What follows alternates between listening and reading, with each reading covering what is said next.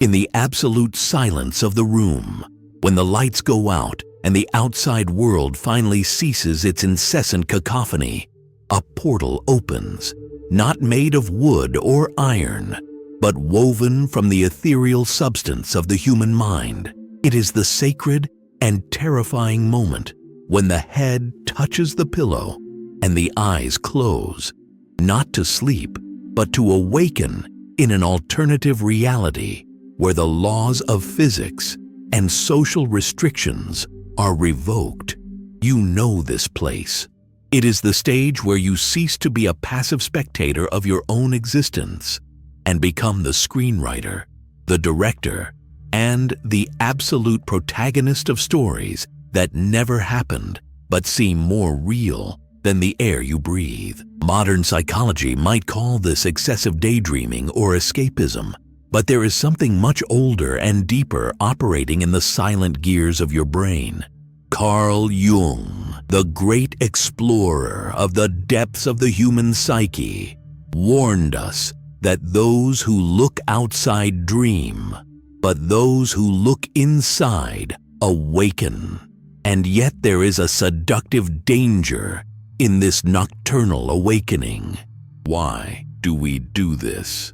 Why do millions of us spend precious hours of rest constructing perfect dialogues where we win every argument, or imagining tragedies where we are saved or saviors, or visualizing a love that transcends the mediocrity of modern relationships? The answer lies not in madness, but in the visceral need for control and compensation. When the day has been marked by impotence, failure, or invisibility, the night offers correction. The false scenario before sleep is the soul's cry against insignificance.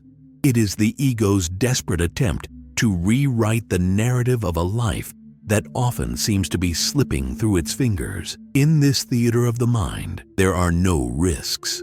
No one rejects you unless it serves the dramatic purpose of your fantasy, so that the subsequent redemption is even sweeter. You shape the reactions of others, the texture of conversations, and the outcome of conflicts. It's a mental alchemy where the lead of frustrating reality is transmuted into the gold of compensatory fantasy. But pay close attention to the content of these scenarios. They are not random. They are maps, precise maps of your deepest wounds and your most unconfessed desires. If you imagine scenarios of violence and heroism, perhaps your shadow, that dark and repressed part described by Jung, is clamoring for power and recognition in a world where you feel small.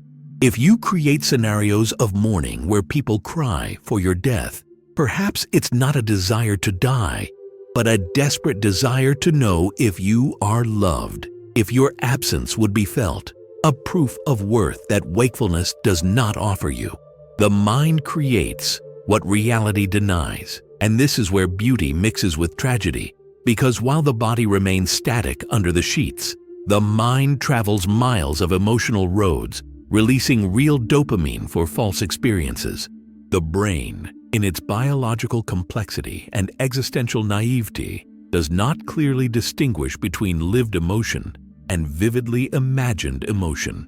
Your heart races, your hands sweat, and real tears may stream down your face because of a tragedy you yourself orchestrated 5 minutes ago. You are the torturer and the victim, the lover and the beloved.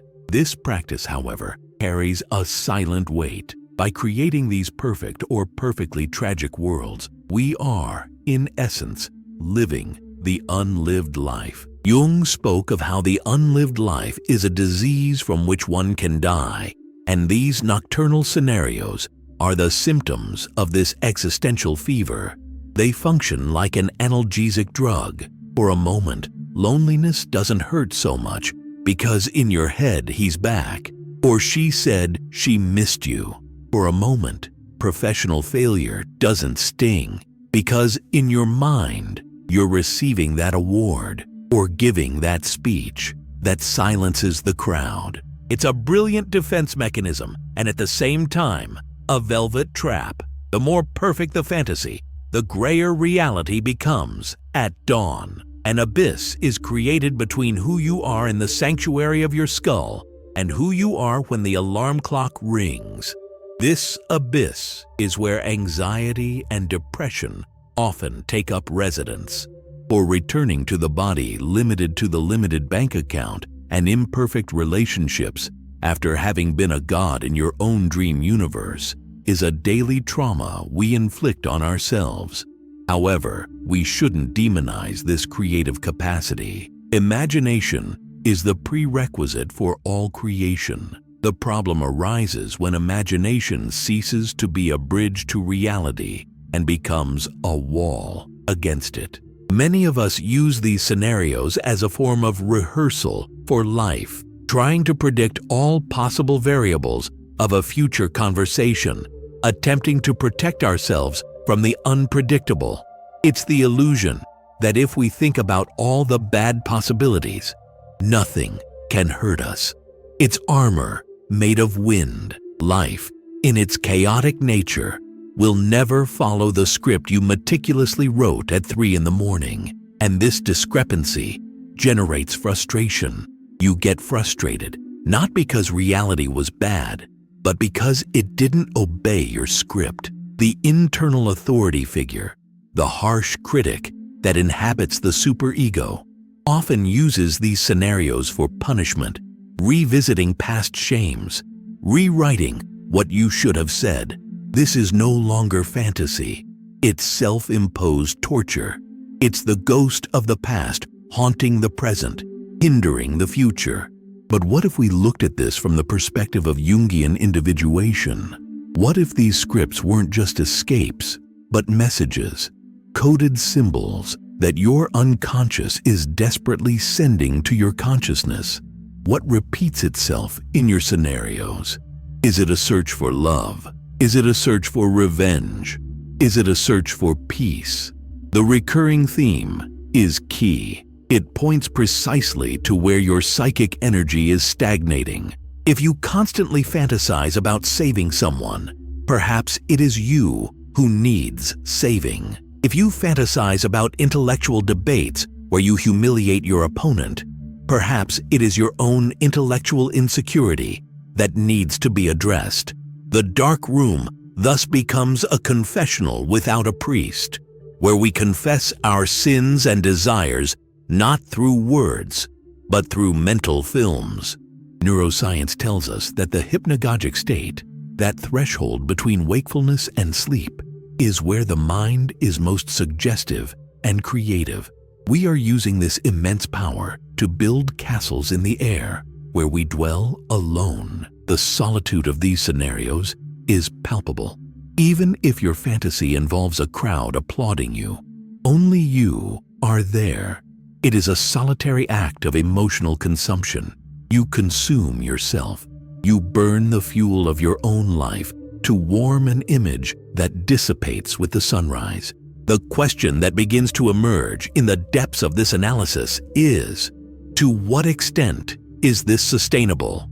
To what extent can we live two lives, the life of flesh and blood and the life of imaginary shadow and light, without one beginning to cannibalize the other? The energy you spend constructing the perfect argument with your boss is the energy you lack to actually have a constructive conversation with him or to look for another job. The energy you spend imagining the ideal partner is energy you're diverting from the patience needed to build a real relationship with an imperfect person. It's a saving of psychic resources, and we're wasting our fortune on illusions. Delving even deeper into this personal platonic cave, we find the roots of dissociation. For many, reality has become too hostile, too noisy, too demanding. The false scenario before sleep is the last refuge of safety. There, the variables are controlled, but there is a neurological cost to this comfort. The brain becomes addicted to the dopamine and serotonin peaks generated by fantasy. It becomes easier, biologically more economical to imagine success than to work for it, to imagine love than to become vulnerable for it. A feedback loop is created where reality becomes increasingly bland compared to the vivacity of the inner world, pushing the individual further and further into their own head. It is the myth of Narcissus revisited, not in love with his image in the lake, but in love with the image of his potential life projected on the screen of the mind. Jung would warn us about the danger of being possessed by archetypes. When you imagine yourself as the savior hero night after night, you are being possessed by the hero archetype, but without the real hero's journey that demands sacrifice, pain, and real transformation. It's a plastic heroism, a victory without merit, and the unconscious knows this. Deep down, there's a whispered voice, a cognitive dissonance that says, "This isn't real." And to silence that voice, we increase the intensity of the fantasy, making the scenario even more dramatic, even more captivating, in an addictive escalation that takes us away from the firm ground of concrete reality. But there is a possible twist in this dark narrative. The same tool that imprisons can liberate if used consciously.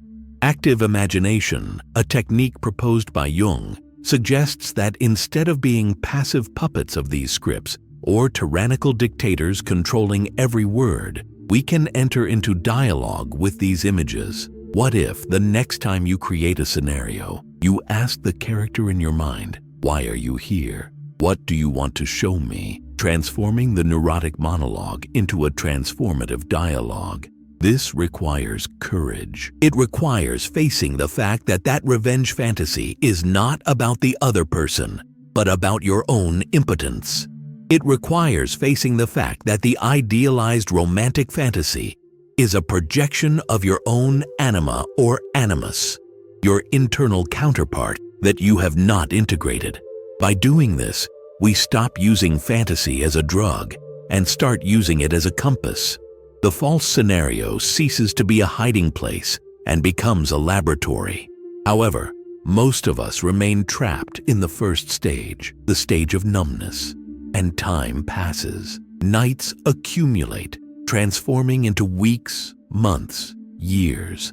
How many lives have you lived in the darkness of your room? How many versions of yourself have died without ever breathing the morning air? There is a deep melancholy in the eyes of those who live in false scenarios, a gaze of someone who sees things that no one else sees, but who stumbles over stones that everyone sees. It is the gaze of the visionary lost in their own vision. Tension mounts when we realize the real world doesn't wait. While you relive the past or anticipate the future, the present, the only moment where life truly happens, slips away. Insomnia is often the bed companion of this habit. The mind, overstimulated by the narrative, refuses to switch off. The body begs for rest, but the ego demands another chapter, another scene, another correction of reality. It's an insatiable hunger. And when sleep finally comes, it's restless, populated by fragments of these scripts, dreams that bring no rest but a continuation of the exhausting work of sustaining a parallel universe. Upon waking, the existential hangover is heavy. Reality seems faded, slow, disappointing, and we spend the day longing for the night, longing for the moment when we can close our eyes and return to being kings, perfect lovers, and victors. This is a fragmentation of the soul. We are divided, and a house divided against itself cannot stand. Healing, or rather, integration, begins when we decide to bring pieces of that fantasy into reality, not as delusion, but as a goal. If you dream of courage, where can you be courageous today? In reality, even if it's a small act. If you dream of love, how can you express love today to a real person with all their flaws? You need to break the magic mirror and walk on the shards, bleeding, but feeling the real ground beneath your feet. The brutal truth is that no artificial scenario, however perfect, will ever give you the warmth of a real hand holding yours, nor the genuine satisfaction of a real achievement, however small. Fantasy is a map, not the territory. Don't confuse the map with the road. You are the traveler, not the cartographer trapped in the tower. Life is calling out there with its dangers, its pains, its boredom, and its imperfect ecstasies. Embrace imperfection. Embrace chaos. For it is in the chaos of real life that your true story is being written, not in the invisible ink of your nocturnal imagination. Embrace your shadow, integrate your desires, and use the night to rest so that the day can be the stage for your true greatness. Let go of the scripts. Let go of control. Surrender to the unknown of the real tomorrow. It's scary, yes, but it's the only thing that is truly yours. The rest is smoke, mirrors, and echoes of a self that was never born. Awaken.